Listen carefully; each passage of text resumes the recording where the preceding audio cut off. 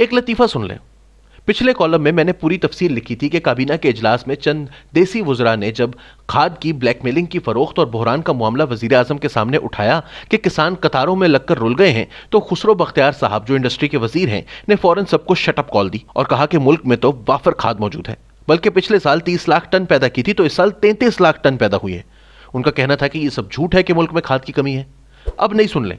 बुध के रोज वजीर खजाना शौकत तरीन ने ईसीसी के इजलास की सदारत की और पहला फैसला ही यह किया गया कि हंगामी तौर पर 50,000 टन यूरिया खाद चीन से मंगवाई जाए। मजे की बात यह है कि पिछले हफ्ते के उस काबीना इजलास में शौकत तरीन भी मौजूद थे जिसमें खुसरो बख्तियार ने यह दावा किया था कि कोई कमी नहीं, वाफिर खाद मौजूद है। इतने बड़े फोरम पर फैसला साजी का यह हाल है तो फिर अल्लाह ही हाफिज है इस मुल्क का। यह कोई पहली दफा नहीं हो रहा कि इस फोरम पर गलत बयानी करके फैसले कराए गए जिनके नताइज पूरी कौम ने भुगते।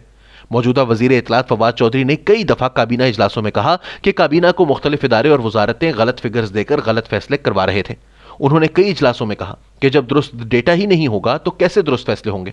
इमरान खान साहब की नातजुर्बेकारी का सबसे बड़ा फायदा माफियाज ने उठाया और शुरू के पहले 2 साल इनसे ऐसे फैसले कराए गए जिनका खमियाजा अभी तक यह मुल्क और कौम भुगत रहे हैं। जरूरत से ज्यादा एतमाद ने मसले पैदा किए। इनका ख्याल था कि अखबार पढ़ लेने, टीवी पर कुछ प्रोग्राम देख लेने या टीवी इंटरव्यूज देने से गवर्नेंस समझ में आ गई है। वो वजीर आजम तो बनना चाहते थे लेकिन खुद को इस जिम्मेदारी के लिए तैयार नहीं किया। इन्हें इन बरसों में कभी कौमी असम्बली के वक्फा सवालात में ना देखा, ना किसी कायमा कमेटी के इजलास में देखा गया।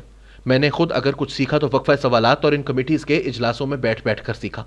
जिस किसी ने अच्छा सियासतदान बनना है या जो मुल्क चलाना चाहता है उसके लिए जरूरी है कि पार्लियामेंट को संजीदगी से ले और सबसे ज्यादा संजीदा उन कमेटीज को ले जहां हर हुकूमत का कच्चा चट्टा खोला जाता है, जहां हुकूमती मामलात पर इजलास होते हैं। मेरे ख्याल में खान साहब जब वजीर आजम बनने की कोशिश कर रहे थे उस वक्त उन्हें पार्लियामेंट में ज्यादा वक्त देना चाहिए था। इन्हें कम से कम public accounts committee, foreign affairs, finance और प्लानिंग की कायमा कमेटियों का मेंबर होना चाहिए था। अगर वो ये काम करते तो यकीन करें बहुत बेहतर वजीर आजम साबित होते। उनके फैसलों में आपको मैच्योरिटी नजर आती। वो ऐसे फैसले कम करते जिनमें नुकसान का अंदेशा हो। इसके अलावा वो पाकिस्तानी ब्यूरोक्रेसी की वर्किंग और काबिलियत बारे भी जान पाते कि कौन कितने पानी में है। पब्लिक अकाउंट्स कमेटी वो है जहां 40 के करीब वजारतों के सेक्रेटरी पेश होते हैं। इस कमेटी में बैठकर आपके लिए ब्यूरोक्रेट की काबिलियत और नाअहली को जज करना बहुत आसान होता है। इमरान खान 2002 से लेकर 2007 तक MNA रहे और फिर 2013 से 2018 तक। ये 10 साल उन्होंने जाया किए। वो किसी कमेटी के मेंबर बने ना इनमें शरीक हुए। इस नातजुर्बेकारी की कीमत अब पूरा मुल्क अदा कर रहा है। नवाज शरीफ के साथ भी यही कुछ हुआ। इनके पास भी हुकूमत चलाने की सलाहियत कम थी, इसीलिए हुकूमत इसहाक डार के हवाले करके खुद दुनिया की सैर को निकल गए। बेनजीर भुट्टो शायद वाहिद वजीर आजम थी जो 1993 में वजीर आजम बनने से चंद माह पहले नवाज शरीफ दौर में फॉरेन अफेयर्स कमेटी की चेयरमैन बन गई थी। इसी तरह बिलावल भुट्टो जरदारी अपनी वालिदा के नक्शे कदम पर चलते हुए ह्यूमन राइट्स की कायमा कमेटी के सरबराह बने हैं और इनकी सियासी तरबियत शुरू हुई है कि हुकूमत कैसी चलती है और फैसले कैसे किए जाते हैं। खान साहब की गवर्नेंस बारे नावाकिफियत का बड़ा फायदा इनके अपने वजीर उठाते हैं। इन 10 बरसों का नुकसान इतना बड़ा है कि 3 साल वजीर आजम रहने के बावजूद वो अभी तक इस कमी को पूरा नहीं कर सके। इनके वजीर और ब्यूरोक्रेट्स इन्हें जुल देते रहे। शायद वो अब भी इंक्वायरी रिपोर्ट्स नहीं पढ़ते। वो अभी भी काबीना इजलास में पेश की जाने वाली समरीज भी शायद ही पढ़ते हों। इन्हें जो ब्रीफ कर दिया जाता है गालिबन वो इसे ही हरफ आखिर समझ लेते हैं।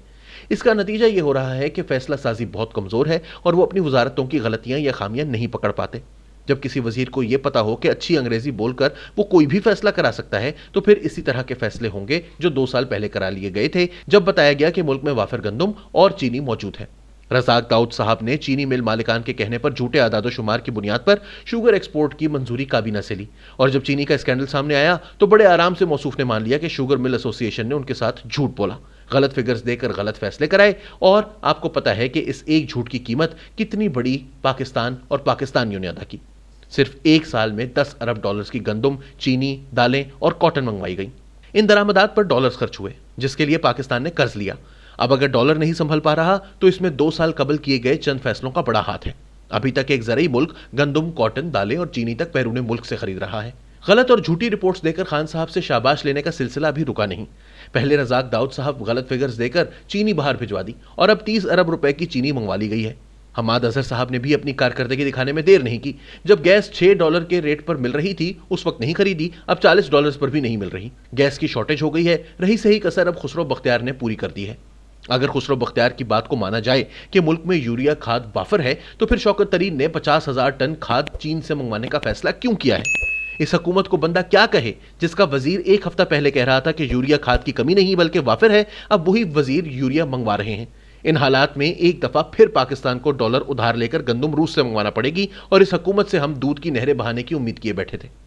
वही शेर याद आया कि मीर क्या सादा हैं, बीमार हुए जिसके सबब उसी अत्तार के लड़के से दवा लेते हैं।